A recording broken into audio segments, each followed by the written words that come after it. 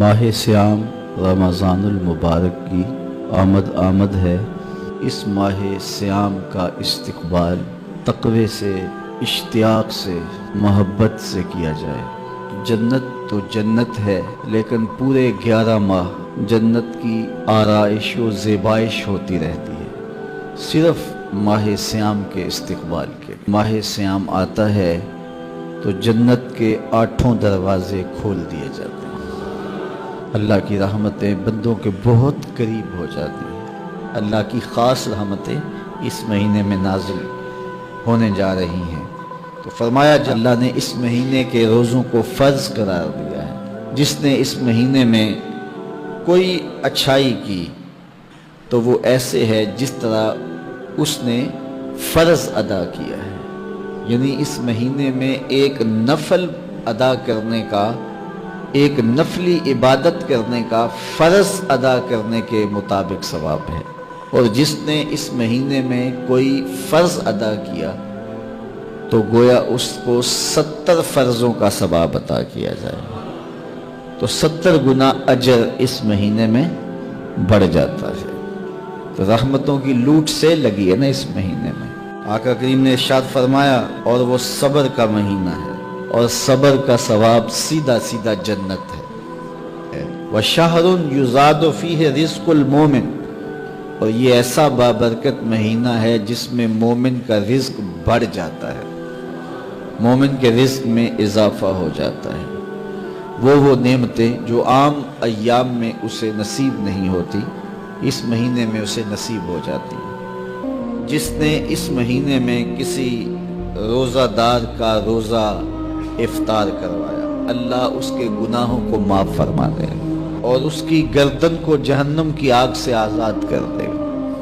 کہتے ہیں ہم نے حضور کی بارگاہ میں عرض کی، حضرت سلمان فارسی کہتے ہیں حضور ہم میں سے سارے لوگ تو یہ استطاعت نہیں رکھتے کہ وہ کسی کو روزہ افطار کروائیں، یہ تو پھر امراء ہی بازی لے جائیں گے۔ تو رحمت عالم نے کیا جواب دیا، سنیے۔ فرمایا کہ اللہ تعالیٰ یہ ثواب اسے بھی عطا کرے گا جو دودھ کے ایک گھونٹ سے، ایک چھہارے یا کھجور سے، یا پانی کے ایک گلاس سے کسی کو افطار کروائے، اللہ اسے بھی یہ ثواب عطا فرمائے۔ تو یہ تو اس کی کرم نوازی ہے، اس کی رحمتوں کا باڑا بٹ رہا ہے۔ ہاں اگر کسی نے کسی کو سیراب ہو کر کے روزہ افطار کروایا، سیراب کر کے اچھا دسترخوان لگایا، انواع و اقسام کی چیزیں رکھی، وہ رج گیا، تو ثواب تو اسے بھی مل گیا جس نے پانی کا گھونٹ پلایا، جس نے دودھ کا گھونٹ دے دیا، جس نے چھہارا دے دیا، کھجور دے دی۔ لیکن جس نے اس کو رجایا، اس کو خوب سیراب کیا، تو میرے مصطفیٰ کریم فرماتے ہیں اللہ اس کو جام کوثر عطا کرے گا۔ 50,000 سال کے دن میں اس کوثر کے جام پینے کے بعد اس کو پیاس نہیں لگے گی، حتیٰ کہ جنت میں چلا جائے گا۔ اللہ کی رضا کے لیے ماہ سیام میں لوگوں کے روزے افطار کروائیں۔ یہ جو نمائشی افطار پارٹیاں ہوتی ہیں ان سے جان چھڑائیں۔ ریا والا عمل اللہ کو کبھی بھی قبول نہیں، یہ بات ذہن میں رکھیں۔ بعض کا ہم محنت کرتے ہیں ضائع ہو جاتی ہے چونکہ ریا شامل ہو جاتی ہے۔ بعض لوگ تو ایسے لوگوں کی افطاری بھی کرواتے ہیں جن کے بارے انہیں یقین ہوتا ہے کہ انہوں نے روزہ نہیں رکھا ہوا، تو ان کو بھی بلا کر کے نمائش کی جاتی ہے کہ ہمارے گھر میں دیکھو کتنے بڑے بڑے منصبدار اور عہدیدار آئے ہیں۔ اللہ کے ساتھ دھوکہ نہ کرو، اللہ کے ساتھ کوئی دھوکہ کر نہیں سکتا، وہ اپنے ساتھ دھوکہ ہے۔ جو اللہ کے لیے کام کرو وہ محض اس کی رضا کے لیے کرو، بس بات ختم۔ جب اس کی رضا کے لیے کرو گے تو اس کا اجر کتنا بڑا ہے۔ اس کی رضا کے لیے ایک گھونٹ پانی پلا دیا، ایک گھونٹ دودھ دے دیا، ایک چھہارا کسی کو دے دیا، اجر کیا ہے؟ پچھلے سارے گناہ معاف۔